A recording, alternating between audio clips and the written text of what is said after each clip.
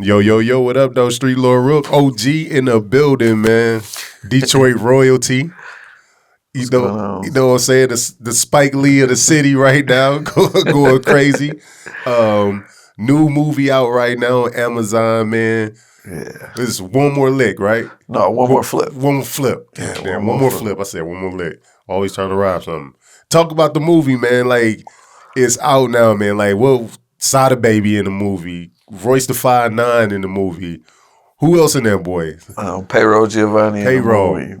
Mina Moreau in the movie. It's a lot of hot up-and-coming actors in the movie. Like, from around the city, you probably seen them in some other, well, if people seen some other Detroit projects. Got you. A few of the artists are in there. The comedian Jackpot the Juice is in, he's a part of the production also. So yeah, man, it's it's been work, man. You know, I've been kind of doing film for quite some time. I got a great team of staff guys who shot my film. They shot Power, they've shot Empire. Got you. So it doesn't look like a Detroit film. Like, got you. Like, or that stigma they try to say, oh, that's a Detroit film or a low budget film, but it doesn't look like that. You know what? I've heard the term Detroit film for the first time yesterday. He's like, bro, it ain't one of them Detroit movies. And I was like, what the hell is a Detroit movie? But I didn't realize, because Cash Doll name came up about the sex scene in the BMF movie, yeah. He was like, man, she looked good, but her acting is still like them Detroit movies. And I'm like, wait, what's the Detroit movies? I didn't know it was other movies out here like that. It's a lot of different Detroit movies that's popping. It's a lot of different people making films in the city. Got you. You know, I support them. Hats off to them. It's a lot of people trying to do some constructive things. So, hats off to those people. Got you, man. Like, with this movie, man, what do you think makes this movie special that people should go tap in? What can they expect by going to see this movie on Amazon? It's real. That's the main thing. Like, it's real, and it has a positive message throughout the story. Like, Got you. And granted, I've done advertising on Facebook because this is all independent. It's all me. I put up all the money. I've been making it happen. People always got a stigma about when African Americans is trying to do something. Oh, it's just another black movie about blacks killing blacks or something negative to say rather than to look at the bigger picture where whoever's making the project, these individuals are working and doing something constructive that may be keeping them out of the streets or out of doing something negative. So I've probably put a ton of negative stuff in the atmosphere. A lot of people looked up to me. I rapped about getting money. I was indicted for making $40 million in like a 10-month span for selling marijuana. Like, at the time, we had the biggest marijuana conspiracy in Michigan history. So I put a lot of negativity into the world. So now I'm trying to put some positive in where I can maybe change a few people, because all of that shit that got started from Cartier glasses, I mean, you can do your history, do your research, and they'll find out it came from the Streetlords. You know what I'm saying? I ain't just saying it. I mean, you can pull up some videos. I mean, you pull up the Come Roll with a nigga video with Blade Icewood. You pull up any of the Streetlord shit, and you'll find out the influence that we had on the Detroit rap culture, period. So it's a great thing to see guys like Big Sean, Sada Baby, Vezzo, Babyface Ray, man, all the Detroit guys doing their thing, because I know our music has probably had an influence on them in some type of way, shape, form, or fashion. Absolutely. Had to. Yeah, for sure. Let's get that journey, man, back in time, because, I don't know if you know how excited I am, you know what I'm saying, being in Detroit, growing up in Detroit. My whole high school, college experiences, Cheddar Boys, Streetlordz, Rock Bottom, you know what I'm saying, that whole era, you know what I'm saying. I still ride through Dallas and they with the down, the do. I'm like, hey, you know what I'm saying, like, yo, you can't can't tell me nothing. I'm proud of that heritage. So I'm so happy to sit down and get to relive this moment with somebody that actually lived it. Yeah. So take me back, Streetlord Rook, to the beginning, man. Like, you growing up in Detroit, what was it like you coming up, and what part of Detroit were you in? I grew up on the west side. I'm from P-Rock. You know, they said don't worry about what we cop. You know what I'm saying? So that's where I originally grew up at, you know. But the Streetlords, it was mostly like my cousins and family. And like Blade, our parents used to kind of run together. And Juan, you know, G-Rock. So it's always like a family thing. Like, it was all love. Like, we wasn't really all cousins, but we damn near all was close and grew up since kids. And we just come together, and it gelled. I think the competitiveness from each individual made that group something. That was the dope part about it, like being competitive. Like, everybody trying to get their dope verse together so they can get on the tracks. And then throughout that process, we was really getting money. Like, it wasn't like we just rapping about it. Like, a lot of guys today, they might start rapping and then obtain some money from their raps. Yeah. We was really getting millions of dollars at a very young age, rapping about it. Whereas, like, I made millions of dollars at a very young age. When do you think the first time you touched $1 million? How old were you? The first time you physically seen it? Sure, I was like 18. As soon as I graduated high school, I had probably like $1 million. I had scholarships to play ball, college football, and it was just like, man, I wanted to get money. Like, I needed some money right then, you know what I'm saying? Like, I grew up, you know, my mom my mother went to trial versus the feds, and she won. You know, my stepdad been to the feds twice. My dad went to the feds twice for selling drugs. I come from a long line of drug dealers. Got you. Like, ain't nobody in my family probably ever had a job. So, like, today, I'm trying to, like, break the cycle. You know what I mean? I got kids. You know, now granted, a lot of people might think I did something great from dealing drugs, you know, like, oh yeah, they made all this money, they the popular guys, and like our street reputation kind of precede us. But to be honest, that ain't something I'm proud of today, you know. Like, my biggest moment in life is like, I got kids who graduated college. You know, my oldest daughter graduated from Michigan State. I got a daughter at Michigan State right now that's a senior. I got a daughter that got accepted to Harvard and Stanford. You know what I'm saying? My daughter go to Stanford. Wow. And I got 2 little kids. So it's like, to me, that's the biggest accomplishment. You know, like, her mother had a baby young, you know what I'm saying, in high school. Yeah. Her dad went to federal prison, but she's been able to overcome all the obstacles and still get accepted into Harvard and Stanford and go on and still be an all-A student. So that's my biggest accomplishment. To me, all the drugs I sold, making movies is nothing. It's just like to provide something where my kids ain't got to go through what I went through.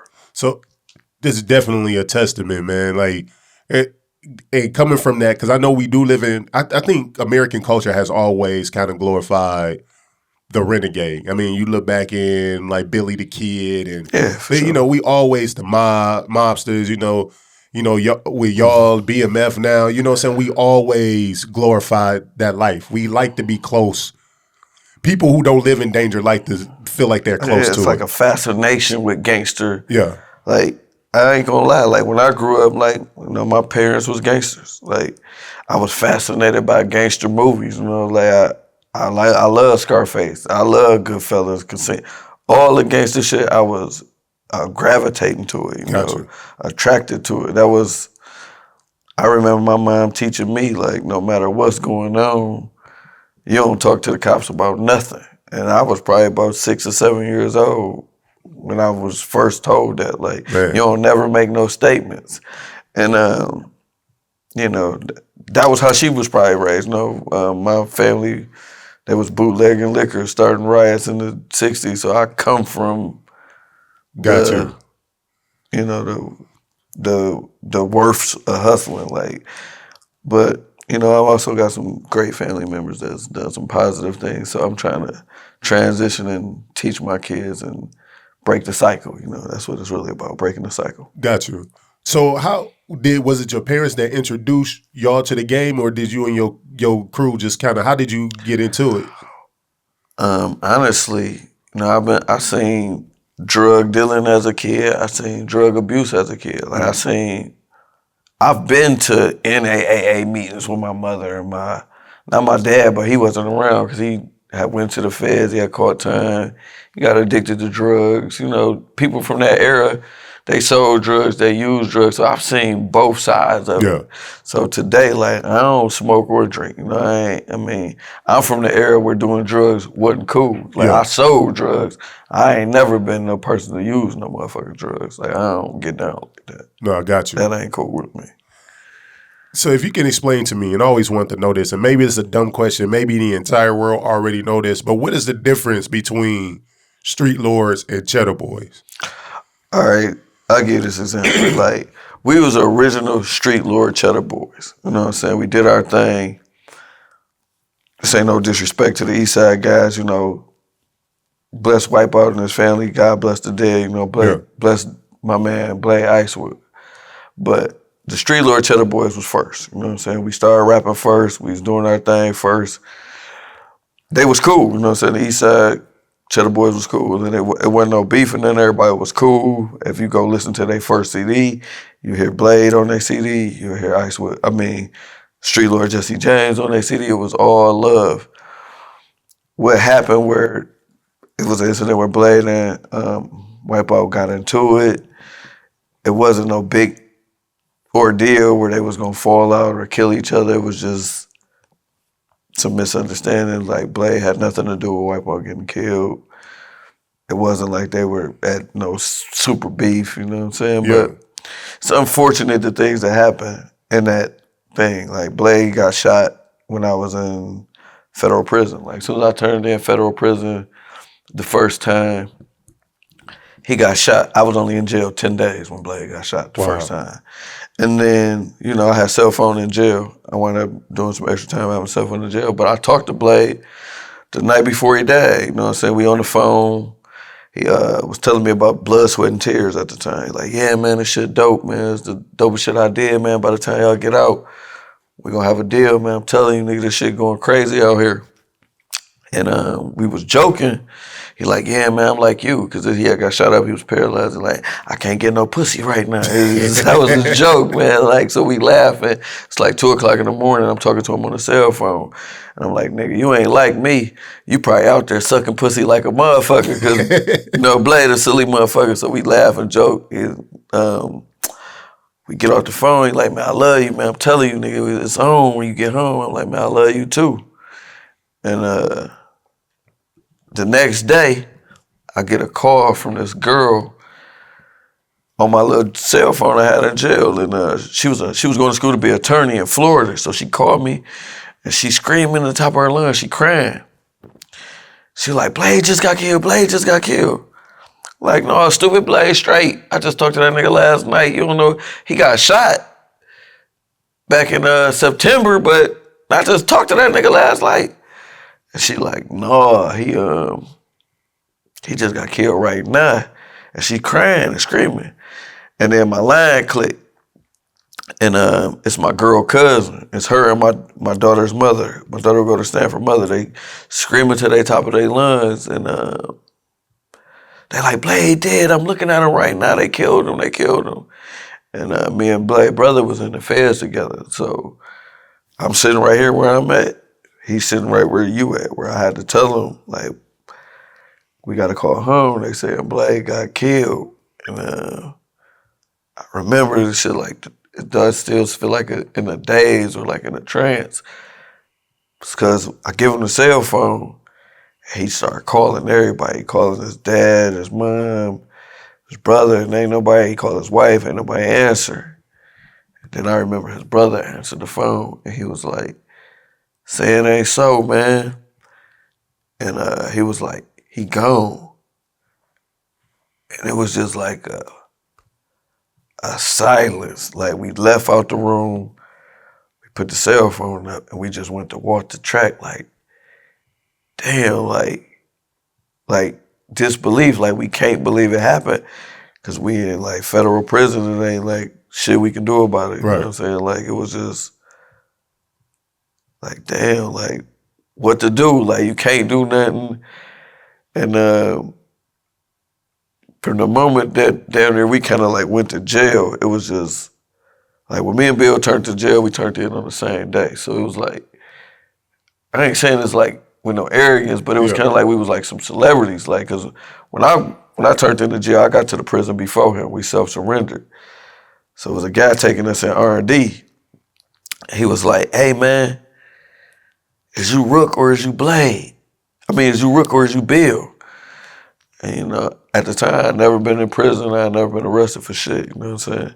So I'm thinking like, man, how the fuck you know my name, dog? Who is you? Like, did the police see you? Like, what's going on? And he like, nah, man, everybody know y'all coming to jail today. They having a party for you. It's gonna be big boy cook-ups. That's what he kept saying. Y'all gonna have some big boy cook-ups. What the fuck is a cook-up? You know, I ain't been in no motherfucking jail. So when I get in and there, you know, shit, we popular niggas in the city, we run shit. So it's a bunch of homeboys already there looking out like, hey, yeah, nigga, we doing it big tonight. So it was kind of like a thing when we got there, but it was just like a fucked up feeling. Yeah. Being in the feds. And while I'm in there, my homeboy just getting killed over some bullshit. And then you find out like, damn, he ain't shit to do with it. Like, he ain't got nothing to do with it. Like, I've seen DVDs on YouTube that tell all this crazy shit that so far from the fucking truth. It's like, this shit ridiculous. But we got plans to do, I'm gonna do a series, a TV series called The Lord. So the public will really get the story about the Streetlords, you know. It may get done sometime next year or the year after that, but it's in the making. You know? Then we got documentary coming, so people can really know the real. Like, we've done songs with everybody at the time who was hot, from Shine to Benny Siegel, Freeway, E40, Be Legit, Baby, Juvie. We rock with Mario Winans, Carl Thomas, Stevie J. In that era, like, we really lived that shit. Like Capone and Nori, we lived it, you know. So it's all coming to fruition. Like, we are the ones that's still living, because a lot of them passed away. My cousin Yacht, who started the Streetlord shit, he passed away like year before last. Like, it's going on it'll be 2 years shortly. Now, how many of y'all was it rapping in Streetlord? It was originally 5 of us, and then it was a few more that came about. Like, okay, because it was you, Juan. It's me, Juan, O, Jesse, and Vito. And then Fat Mike, then G-Rock. Okay. And, you know, Baby L. It was growing. Like, KDZ, I can't leave DZ out. KDZ, you know. So then Rock Bottom come along.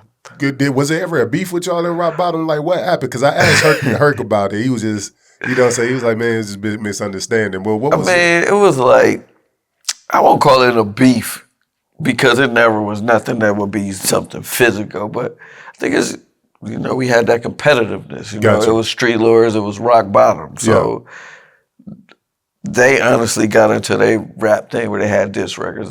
Nobody never dissed me, you know, so it's cool. It's cool. It's competitive, you know. Even today, people are like, oh, we want to hear the Streetlords Rock Bottom verses. That would be hard, though, just for the city. Like, if somebody put that together just for the culture, that shit will go crazy. Yeah, I mean, people have been talking about it. I've gotten several calls about it. Maybe it's something we can do in the near future, you know. Yeah, do that joint like at Fox, or, you know, just bring somewhere. We do it somewhere real nice and have an event for the people. I think it'd get the city to come out. I think it'd be a nice event for the city. I think it bring people together in a positive manner. And then at that time, You know, Trick had his goon squad.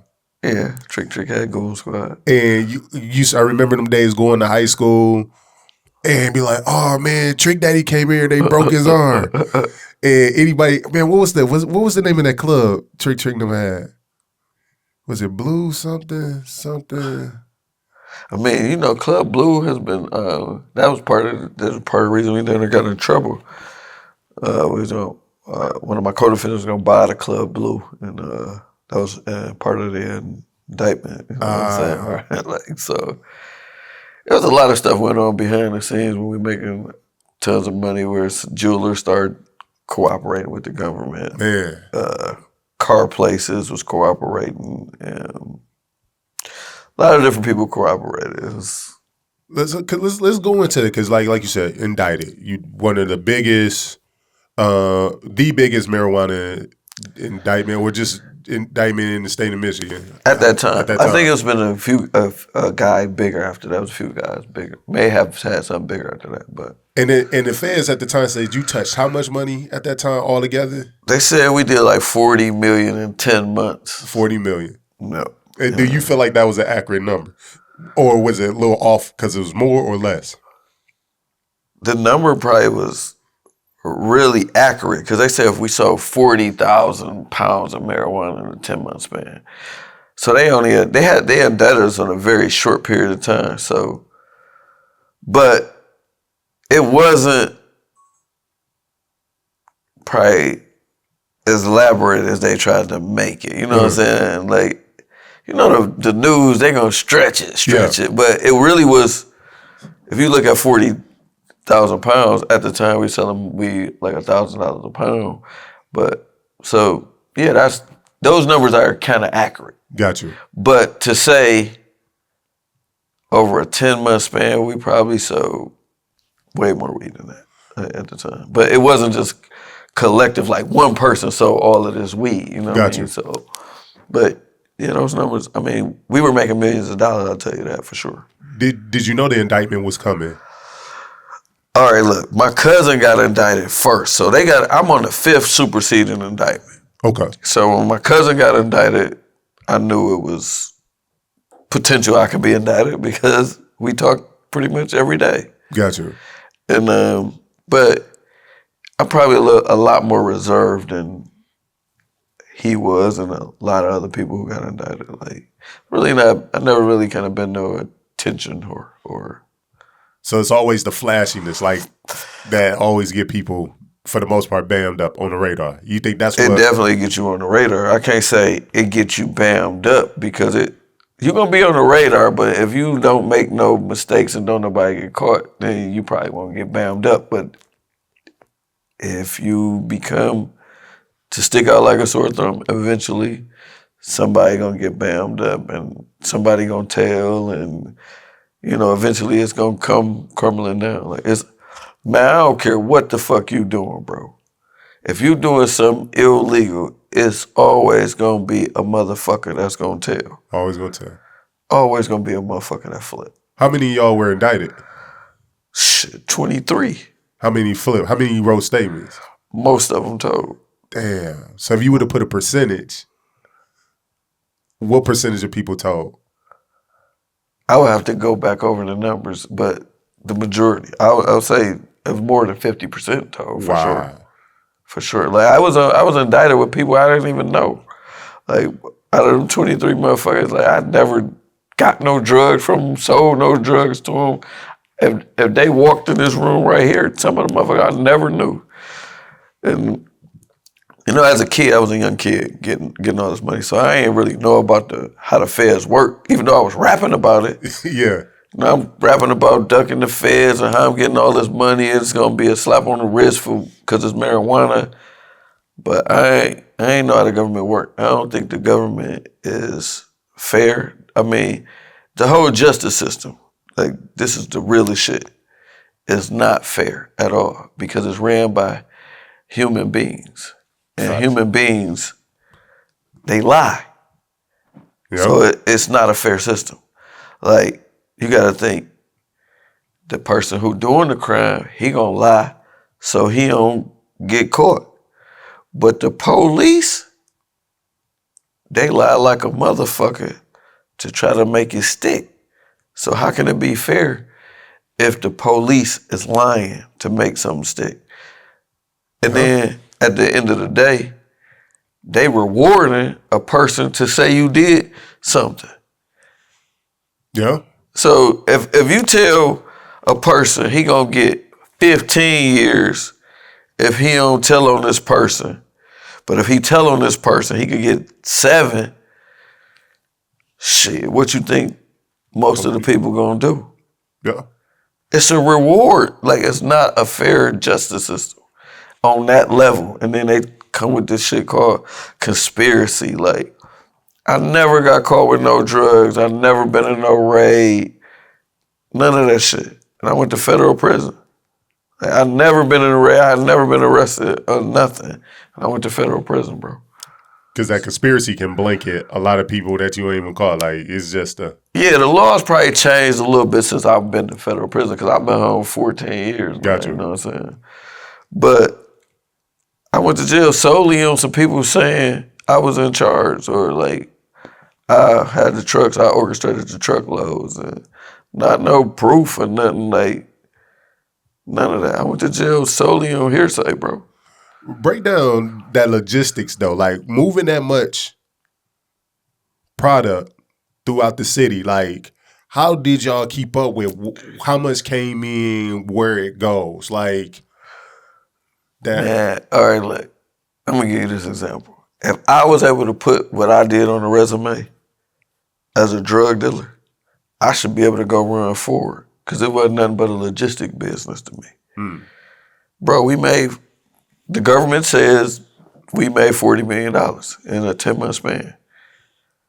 You can't tell me that those qualifications are not good enough to run a regular business. I just can't put it on a resume to say I should be able to run Ford or GM. We orchestrated the truckloads. We orchestrated getting it to and from. We orchestrated dodging the robbers and the killers. And we orchestrated dodging the police. Yeah. Why wouldn't we be experienced enough to run a real business where we didn't have to duck the police, the robbers, and the killers, and it was all on board? That's real. Damn. It's real. I always said, like, I was like, if I had the choice to hire anybody that had a criminal past, it would be a drug dealer. I couldn't do a scammer. No. I can't do somebody that steals. Yeah. This just doesn't benefit me. Unless I was a company that was trying to target how to not get scammed, and then I could probably bring you in. But a drug dealer could come and work anything logistic. If you're trying to figure out how to get product in, how to get it out, and get it to people, although it's dangerous and it was a quote unquote illegal, it's a real life trade skill for sure. Man, imagine how I feel right now. I got a felony, only felony on my record, bro, for distributing marijuana. Where today, the same thing that I went to federal prisons for, they let Cookies open up a store and sell marijuana legally. What's the difference? But I got a felony that I can't get expunged. I've been home 14 years, bro. I ain't been in no trouble. I own legitimate businesses. I have not been in no trouble other than I beat up somebody before.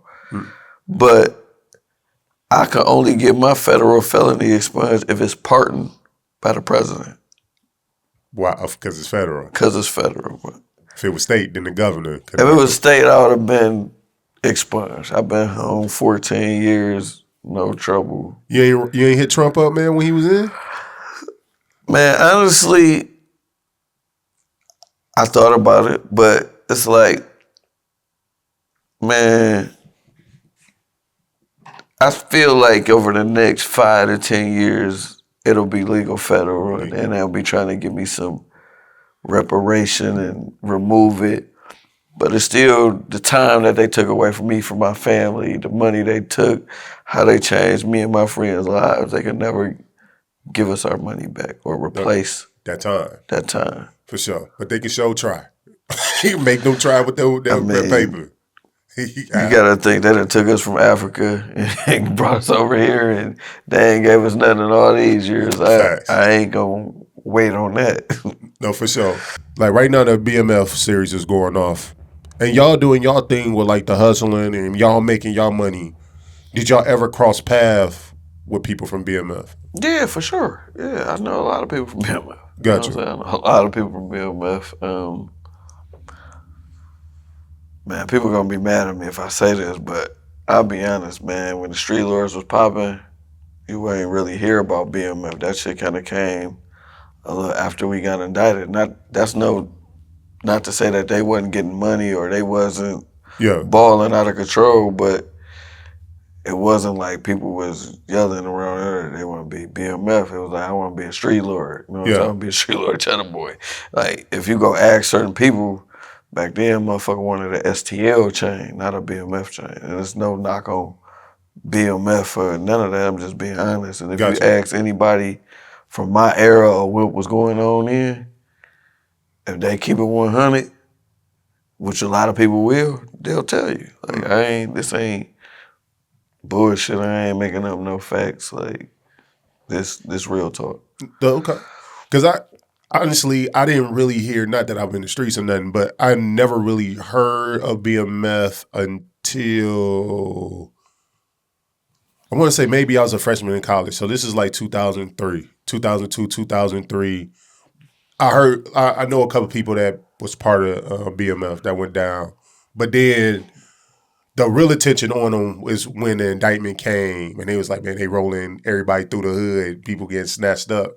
Yeah, see, I got indicted in 2002, so. Yeah, okay. So, like I said, like that was a big thing after we kind of got in trouble. Got you. So, but, you know, hats off to them guys. I got mad love, respect for them. Like I said, Meech T, the way they ran that empire, they could have ran Ford, GE, you know what I'm saying? So, I think it translates, you know. And I wish those guys the best, you know what I'm saying? Like, I talked to Tony's, you know, I know a lot of those guys, you know. Gotcha. A lot of those guys, I know them very well. So, you know, it's nothing but love for those guys. I wish them the best. Hope they show do great, you know what I'm saying? Yeah. Whatever keep the money for them and keep people positive and out of jail, you know, that's what I'm all about. But speaking of positivity, like, well, or maybe a lack of, we're in the era right now. I don't know. People always try to compare like this generation to your generation coming up in hip hop. And a lot of people feel like this generation of hip hop is more dangerous than y'all's when it comes in regards to being a rapper. That people, it seems like more rappers are getting killed more often, more frequently now than back in the day. Do you think that's the case, or do you think it's just because of social media and technology, we get information so much faster now? It appears to seem more? I personally think it's just technology. Like, all of the stuff that's happening now, how we know about the George Floyds and all of that stuff been going on. Black people still been getting killed for years and years and years, but you were able to hide it because nobody had cameras. It wasn't cell phone. It wasn't no Twitter. It wasn't no Instagram. Right. Where if somebody got killed in a small town in Minnesota 20 years ago, it just was in Minnesota. Where today, it's around the world and whenever somebody upload it. Yep. So I don't think it's no different than 20 years ago on people getting killed, rappers getting killed. You got to think, I know a lot of Detroit rappers that's gotten killed or shot that probably got no publicity. But, you know, we live in a short attention span world. So the negativity is promoted probably at a much higher rate. Like, you got several blogs that just caters to negative news. Really, all news stations cater to negativity. But yeah, so because if you think even in a movie is not a movie unless it has some type of conflict in the movie. That's correct. It has to be something that somebody go through and triumph. That's why we're watching it. If we watch a movie where nothing ever happened and then the end. Yeah, nah, like people thrive off negativity. Yeah. So I don't think it's more dangerous. I think like people been getting killed over drugs for the last 30, 40 years. You know what I'm saying? If you go back to look at the murder rates they still high. Gotcha. Like, they high all around the country where it's poor people. It's high. Like, I'm gonna give you this fact. Like, this is the truth. People say money is the root of all evil. That's a goddamn lie. And I'll tell you why. You could take $1 billion and you could sit it in that corner right there, and that shit ain't gonna do nothing. At all. Ain't nothing gonna happen to it. You can leave and come back. That $1 billion gonna be there as long as nobody know about it. But if you tell some people about that $1 billion in that corner over there, watch the evil that people will do to get that $1 billion. It ain't the money that's the root of all evil. It's the evil that people will do to get the money. You say the love of money is the root of all evil. It's not the I money. don't even think it's love. People don't love it because people, you see most people who rob and do bad shit for money, they blow it. And then they be looking for the next lick, so they can't love the money because they give it away freely. Gotcha. Motherfuckers who hit licks run to the strip club, they go buy a car with all of the money that they did the bullshit to get, they damn near give it away. So I can't say that's love. It's just the people. Yeah, it's real. It's the evil that people do to get the money. It ain't. I look at it like right now, being you got the record out right now with Sada and with Payroll. Okay.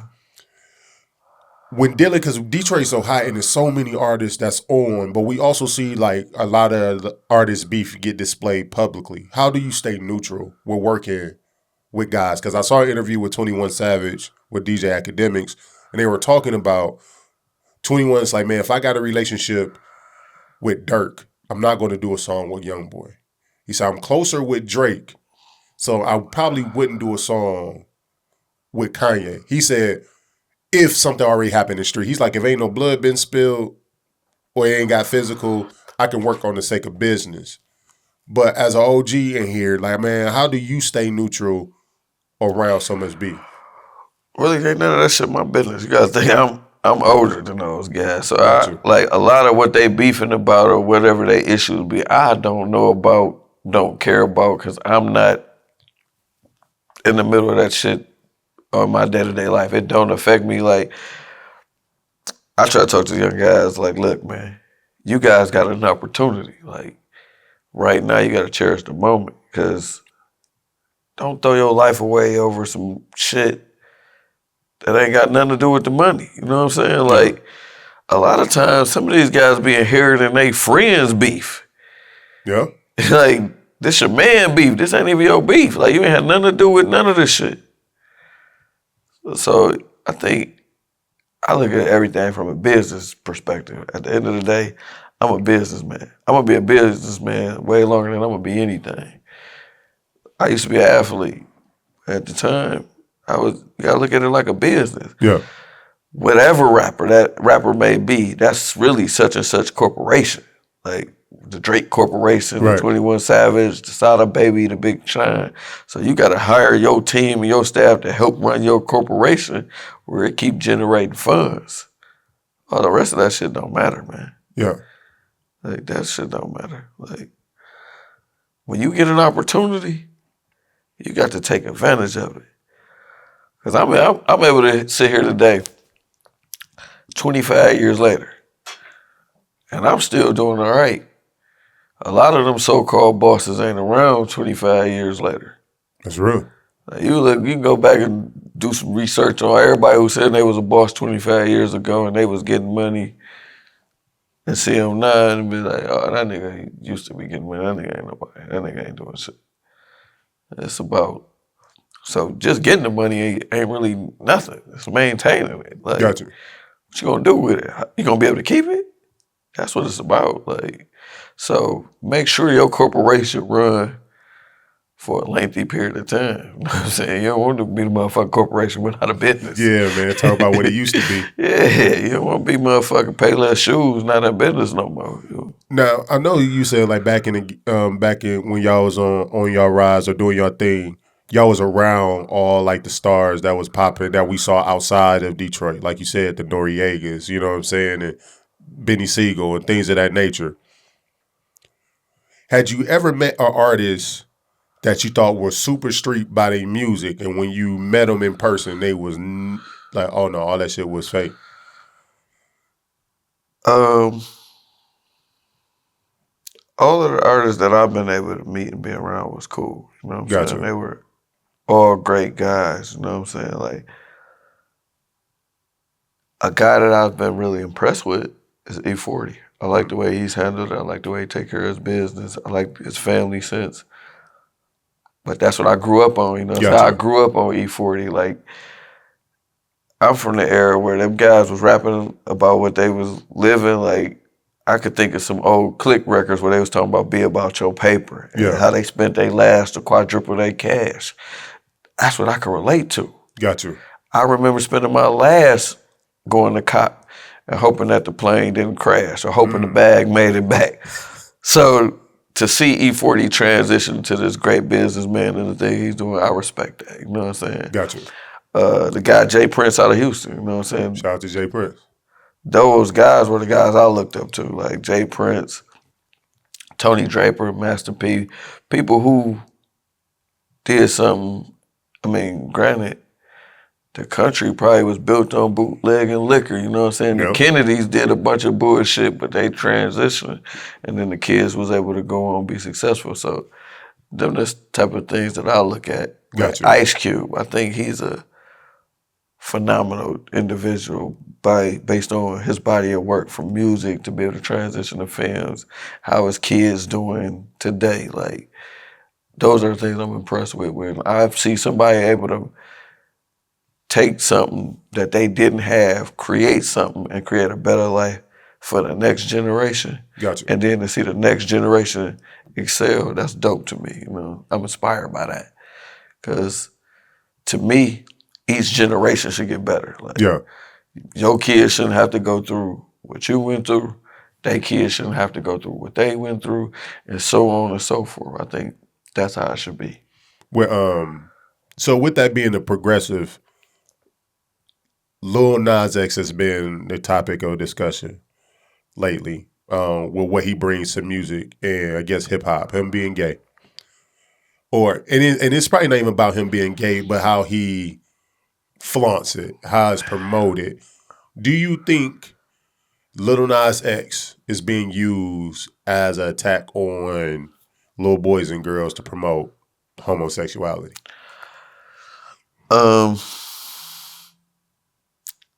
To me personally, I think kids or people are born gay. It's my personal opinion. Okay.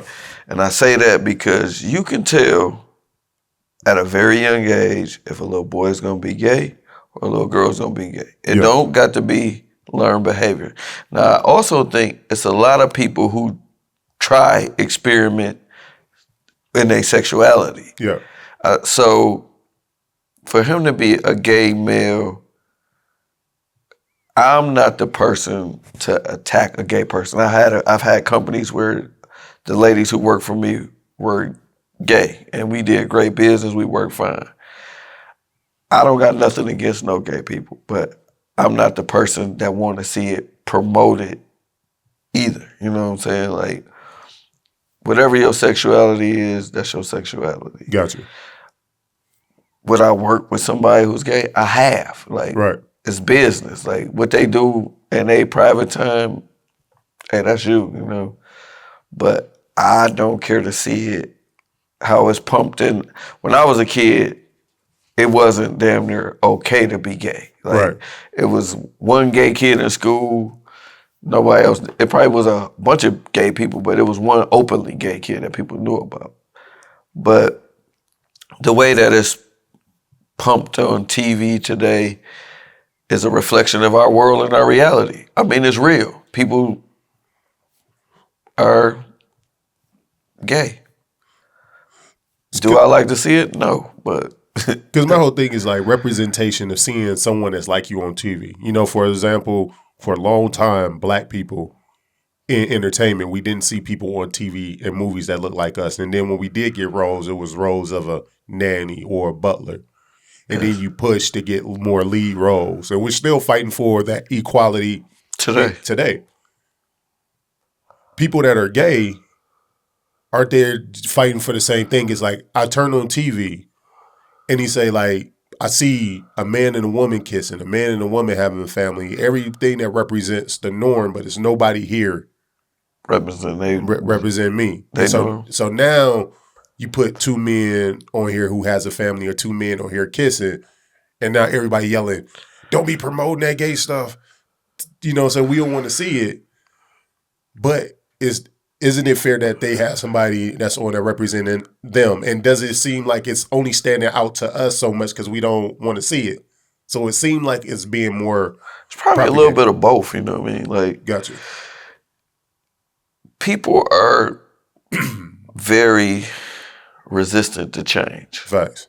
Like, I just think that's what it is. Like, that's the paradigm. Like, as the world revolving, you getting more and more black people on TV. I mean, if you go back 50, 100 years, there's some white people probably mad. Like, why are they getting so much roles on TV? Yeah. Why is, you know? So it's the same thing for the gays. It's like people resistant to change. People who don't like it, who not accepted to it, is probably like, why is there so much gay stuff on TV? You know what I'm saying? Right. Because it's changed, you know? I don't know where it's going. I might be one of the people that's a little resistant to change because it's not my norm, but absolutely. It's becoming more norm where it doesn't bother me or affect me. Like, I'm not a homophobe or something like that. I don't really care about that. Like, I think, and I debate this a lot, I'm like, man, why do we even care people are gay? Like, why is it that even a thing? But I think because we in the quote unquote, and I'm using finger quotes, Christian society, country, we grew up with, because it's people who don't even practice Christianity, but they don't like gays. And you be like, well, why do you care? Because, I mean, in the Bible say a man shouldn't lay with a man as a woman, and a woman should lay with a woman as a man. And usually those are the ones who always been thumping the anti-gay because it's against God. But if you don't have that religion, why do people care? And I think people just adopted that tradition. I think religion makes people territorial.